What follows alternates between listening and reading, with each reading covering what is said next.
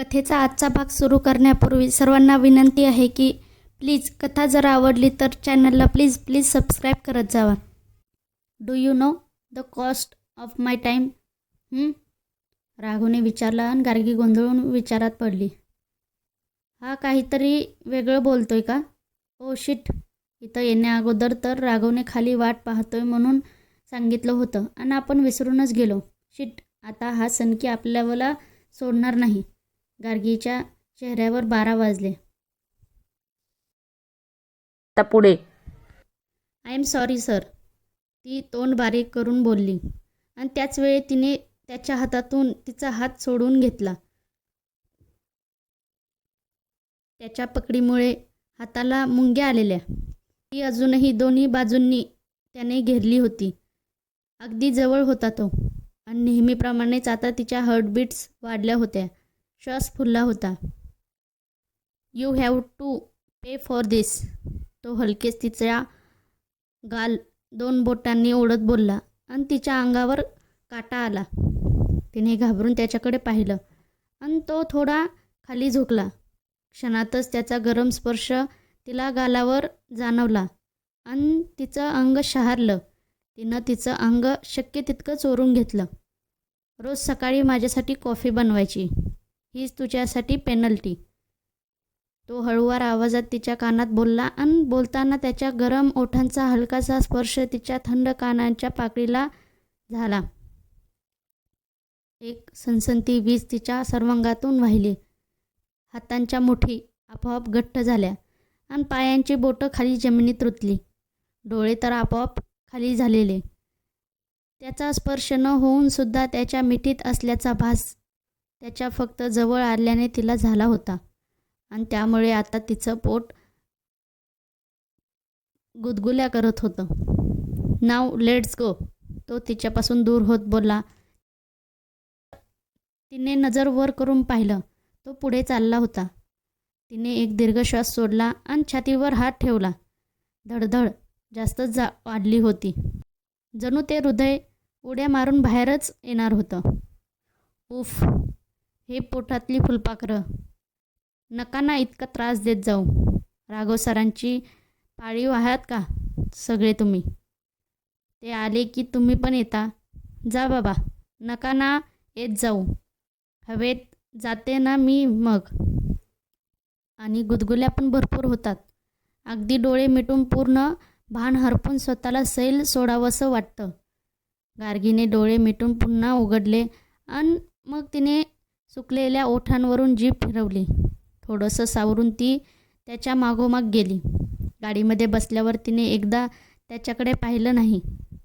त्याने मात्र समोरचा आरसा ती दिसेल असा सेट केला होता आणि त्या आरशात त्याला तिचे गुलाबी झालेले गाल आणि ती लाजाळू नजर स्पष्ट दिसत होती. ते पाहून त्याला मात्र आनंद झालेला, कारण त्याच्या फक्त जवळ येण्याने तिच्या गालावर गुलाब फुलत होते. याचा अर्थ एकच होता, तिला पण तो आवडतो. विचारानेच राघवच्या मनात आनंदाचे कारंजे उडाले. पण दुसऱ्याच मिनिटाला कुठला तरी एक विचार त्याच्या आनंदावर विरजण टाकून गेला. गार्गी, तुला सगळं लक्षात आहे ना? राघवच्या डॅडींनी विचारलं. दोघे पण एका मोठ्या हॉस्पिटलमध्ये आलेले. हो सर, गार्गी म्हटली. फाईन. तिथं गेल्यावर मी जे काही बोलेल त्यावर फक्त होकार द्यायचा, राघवचे डॅडी म्हटले. Yes sir. गार्गी थोडा विचार करून बोलली. तसंही यावर ती सकाळपासून आत्तापर्यंत फक्त विचारच करत होती आणि शेवटी तिने त्यांना होकार दिला होता, कारण प्रश्न शशीचा होता. त्याला पूर्ण बरं करणं आणि त्याच्या भविष्याची तरतूद करण्याचं वचन राघवच्या डॅडीने दिलं होतं. त्यामुळे ती हे छोटंसं नाटक करायला तयार झाली. तिच्या स्वाभिमानी स्वभावाला हे सगळं पटत नव्हतं, पण एका बहिणीची माया तिच्या स्वभावावर आज तरी भारी पडली होती. त्यामुळे ती मागचा पुढचा विचार न करताच हॉस्पिटलमध्ये आलेली. तिला फक्त शशीला ठीक झालेलं पाहायचं होतं. राघवचे डॅडी तिला एका स्पेशल रूममध्ये घेऊन गेले. गार्गीने थोडं स्वतःला सावरलं आणि त्यांच्या मागोमाग गेली. तिथं समोरच बेडवर एक म्हातारा माणूस पडलेला दिसत होता. शेजारी खूप साऱ्या मेडिकल मशीन्स होत्या. ज्याची वायर्स त्या माणसाच्या शरीरावर ठिकठिकाणी लावल्या होत्या. तो माणूस समोरच्या खिडकीतून बाहेर टकटक बकासपणे बघत होता. त्याची हालचाल बघून गार्गीला वाईट वाटलं आणि तेव्हाच स्वतःच्या डिसिजनबद्दल थोडं पॉझिटिव्ह तिला वाटलं. कदाचित तिच्या एका खोटं बोलण्याने त्या माणसाचं आयुष्य सुधारणार होतं, ही कल्पनाच तिला समाधान देऊन गेली. पप्पा, राघवच्या डॅडीने हाक मारली तसं त्या आजोबांनी मान वळवून त्यांच्याकडे पाहिलं. सकाळी बोललो होतो ना राघवच्या वाईफबद्दल, हीच ती. राघवचे डॅडी गार्गीकडे इशारा करत बोलले तसं त्या म्हाताऱ्या माणसांच्या खोल गेलेल्या डोळ्यात कमालीचा आनंद आणि उत्साह दाटून आला. त्याने लगेच गार्गीकडे पाहिलं आणि इकडे गार्गीला मात्र जबरदस्त नर्वस वाटू लागलं. पण आता ती चेहरा मात्र शक्य तेवढा नॉर्मल ठेवायचा प्रयत्न करत होती. ए बाळ, इकडे ये. त्या आजोबांच्या आवाजात कमालीचा आनंद दिसत होता. गार्गीने राघवच्या डॅडीकडे पाहिलं. त्यांनी मानेनेच तिला आजोबाजवळ जाण्याचा इशारा केला. गार्गी हळूहळू त्यांच्या बेडजवळ गेली आणि त्यांच्यासमोर उभी राहिली. आजोबांनी तिला निरखून पाहिलं. इकडे गार्गी मात्र मनातच बेचैन झालेली. एकतर ती हे सगळं पहिल्यांदा करत होती आणि त्यात अजून राघवला याबद्दल काही कल्पना आहे का हे पण तिला माहीत नव्हतं. गार्गीला बघून आजोबांनी राघवच्या डॅडीला इशारा केला तसं ते लगेच जवळ गेले. अगदी तुझ्या आईसारखे आहे, आवडली मला. शेवटी माझ्याच नातवाची चॉईस आहे, माझ्यासारखीच असणार. आजोबा हसत बोलले आणि राघवचे डॅडी पण हसले. गार्गीला मात्र खूप ऑकवर्ड वाटत होतं.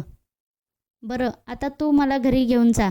1 महिन्याने मी सर्जरी करून घेईन, आजोबा आनंदात बोलले आणि राघवच्या डॅडीच्या चेहऱ्यावर समाधान पसरले. हो पप्पा, 1 महिना तुम्ही घरी मस्त राहा. तोपर्यंत सर्जरीसाठी तुमची बॉडी पण तयार होईल, राघवचे डॅडी बोलले. माझा बटाटा कुठं आहे? आजोबा म्हटले. ऑफिसमध्ये आहे, राघवचे डॅडी हसत बोलले. बटाटा? तो ऑफिसमध्ये आहे, पण बटाटा ऑफिसमध्ये काय करेल? आता काय भाज्यांकडून पण दर राघव मराठे काम करून घेणार काय?